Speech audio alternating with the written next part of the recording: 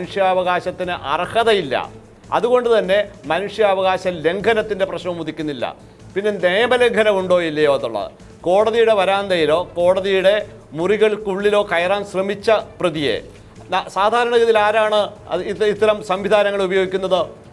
നീതി സംരക്ഷണത്തിനായി സ്വയം നീതി തേടിയെത്തുന്നവരാണ്. ഇവിടെ നീതി തേടി എത്തുന്ന എപ്പോഴാണ്? നിയമ ലംഘനം സംഭവിച്ചവർക്കാണ്. ഇവിടെ നിയമലംഘനം നടത്തിയതാരാണ്? ഈ കുറ്റാരോപിതൻ തന്നെയാണ്. ഈ കുറ്റാരോപിതൻ തന്നെയാണ് അർദ്ധരാത്രിയിൽ യാത്ര ചെയ്യാനായിട്ട് ഒറ്റയ്ക്ക് തയ്യാറായി സ്വന്തം തൊഴിലിൻ്റെ ഗൗരവം മനസ്സിലാക്കി ഒരു വരുമാന മാർഗം എന്ന നിലയിൽ ആ തൊഴിൽ ചെയ്തു കൊണ്ടുപോകുന്ന ഒരു പാവം പെൺകുട്ടിയെ ഹതാശയാകുന്ന മട്ടിൽ അവളുടെ ആരോഗ്യവും മാനവും എല്ലാം നശിപ്പിച്ച് മനുഷ്യത്വരഹിതമായി പെരുവഴിയിൽ ഉപേക്ഷിച്ചത്.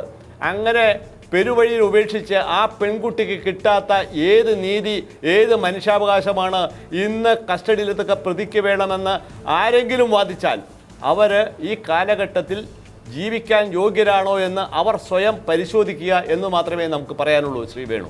ശരി, അഡ്വക്കേറ്റ് രഞ്ജിത്ത് മാരാർ, നമ്മുടെ മുന്നിൽ എല്ലാ അവകാശങ്ങളും ഏകപക്ഷീയമായി നിഷേധിക്കപ്പെട്ട ഒരു ഇരയുടെ പരിതാപകരമായ അവസ്ഥയുണ്ട്. അവകാശങ്ങളും നീതിയുമെല്ലാം എന്നെങ്കിലും കിട്ടും എന്ന പ്രതീക്ഷയിലേക്ക് മാത്രമായി ചുരുങ്ങേണ്ടി വരുന്നൊരു വ്യക്തിയാണ് അവരിപ്പോൾ. മറുവശത്ത് ഇതെല്ലാം ഏകപക്ഷീയമായി നിഷേധിച്ച ഒരു വ്യക്തി നിയമത്തിൻ്റെ എല്ലാ പരിചരണവും സംരക്ഷണവും അവകാശവും നേടിയെടുക്കാനുള്ള അനവധി അവസരങ്ങൾ ഉപയോഗിച്ചുകൊണ്ടേയിരിക്കുന്നു. കോടതി മുഖത്തും നാം ഇന്ന് അതാണ് കണ്ടതും. ഇവിടെ ഏതു ഭാഗത്താണ് നീതി നിൽക്കുന്നത്? ഇവിടെ ഒരു നിയമസംഘടനത്തിൻ്റെ പ്രസക്തിയുണ്ടോ? പ്രതിയോട് ഇന്ന് പോലീസ് ചെയ്തതല്ലേ നീതി നിർവഹണം? അതല്ല പ്രതിക്ക് വേണ്ടി അഭിഭാഷകർ ചെന്ന് കോടതിയുടെ മഹത്വം വാഴ്ത്തിപ്പാടുക വഴി കിട്ടേണ്ടതാണോ ഈ നീതിയുടെ വഴികൾ?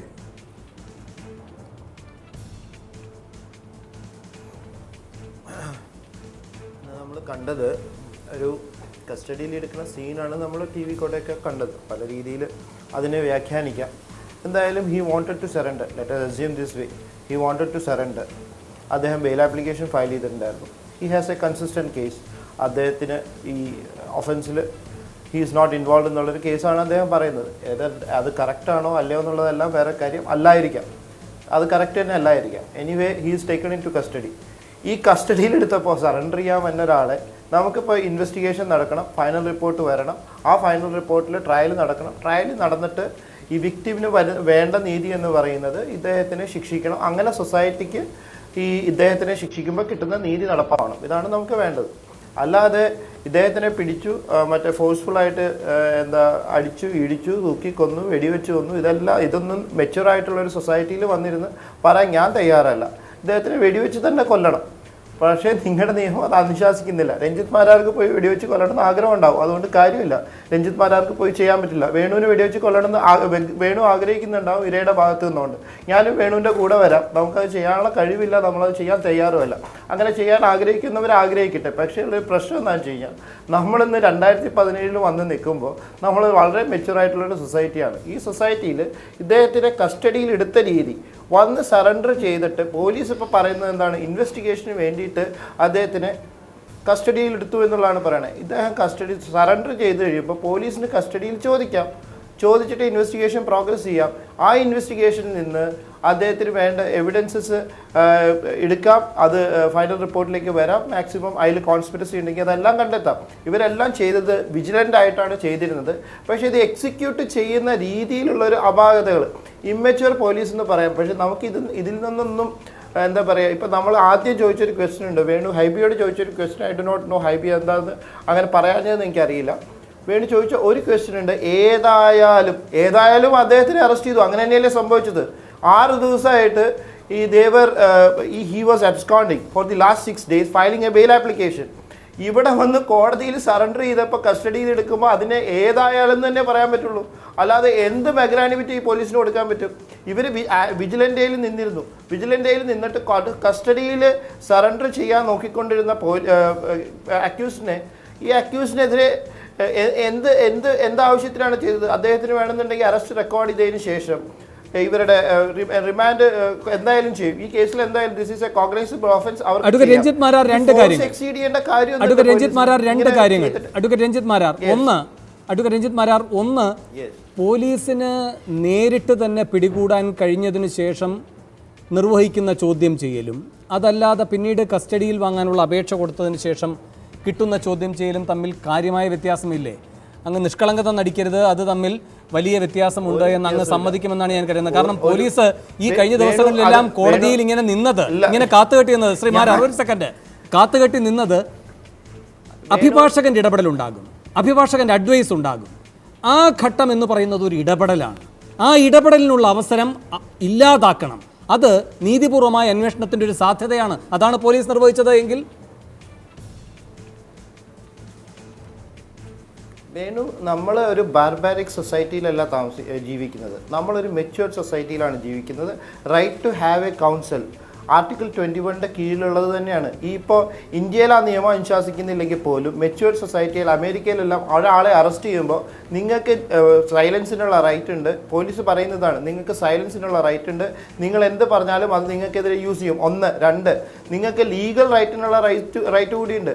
അപ്പോൾ കൗൺസിലിനെ കൺസൾട്ട് ചെയ്യാം. 2, ഇനി ഇദ്ദേഹം വന്ന് സറണ്ടർ ചെയ്തിട്ട്, ഇനി ഞാൻ വേണ്ടതെന്ന് ചോദിക്കട്ടെ, ഇദ്ദേഹം വന്ന് സറണ്ടർ ചെയ്തിട്ട് ഇദ്ദേഹത്തിന് ഒരു സ്റ്റേറ്റ്മെൻറ്റ് മജിസ്ട്രേറ്റിനോട് പറയാനുണ്ടായിരുന്നെങ്കിലോ? ഇനി പോലീസിന് ആ സ്റ്റേറ്റ്മെൻറ്റ്സ് പോലീസിന് പറയിപ്പിക്കണം എന്ന് ആഗ്രഹമില്ലാതെ അവർക്ക് ഈ ഇൻവെസ്റ്റിഗേഷനിൽ ഇൻഫ്ലുവൻസ് ചെയ്യാൻ വേണ്ടിയിട്ടാണല്ലോ? ആർക്കറിയാം? ഇങ്ങനെ ഇപ്പം തൽക്കാലം ഇവർക്കൊന്നും ക്രൗൺ കൊടുക്കാതിരിക്കുക നല്ലത്. നമ്മൾ വളരെ ഒരു ഇൻസിഡൻറ്റ് നടന്നു, 6 ഡേയ്സിൽ നമ്മളൊരു തീരുമാനത്തിലെത്താതെ ആ ഒരു പ്രോസസ്സിൽ ഇനി അദ്ദേഹം വന്ന് സറണ്ടർ ചെയ്തതിന് ശേഷം പോലീസിന് കസ്റ്റഡിയിലെടുക്കാം. ഇതേ സിറ്റുവേഷൻ തന്നെയാണ്. ഇത് ഇത് ഏത് കാലഘട്ടത്തിലാണ് നമ്മൾ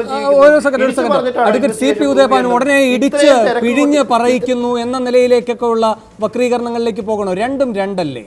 ഒരു അഭിഭാഷകൻ മധ്യസ്ഥനായി വന്ന പ്രതിയെ കൃത്യമായി എങ്ങനെ വേണം മറുപടി പറയേണ്ടത് എന്ന് പരിശീലിപ്പിച്ചതിന് ശേഷം പോലീസിന് കിട്ടുമ്പോഴുള്ള ചോദ്യം ചെയ്യലിന്റെ സ്വഭാവവും അല്ലാതെ കിട്ടുമ്പോഴുള്ള ചോദ്യം ചെയ്യലിന്റെ സ്വഭാവവും ഈ ഗുരുതരമായ കേസിന്റെ പശ്ചാത്തലത്തിൽ ഏതാണ് നീതിപൂർവകമാകുക? തീർച്ചയായിട്ടും ശ്രീ വേണു നേരത്തെ ചോദിച്ച ചോദ്യത്തിൽ വേണു തന്നെ ഉത്തരം പറഞ്ഞു. ആ ഉത്തരമാണ് ഏറ്റവും ശരി. അത് സ്വമേധയാ പോലീസിന് മുമ്പാകെ കീഴടങ്ങുമ്പോൾ പ്രതി നടത്തുന്ന ആ മൊഴി അതിൻ്റെ സാങ്ക്ടിറ്റി, പരിശുദ്ധി വളരെ വളരെ വളരെ വലുതാണ്.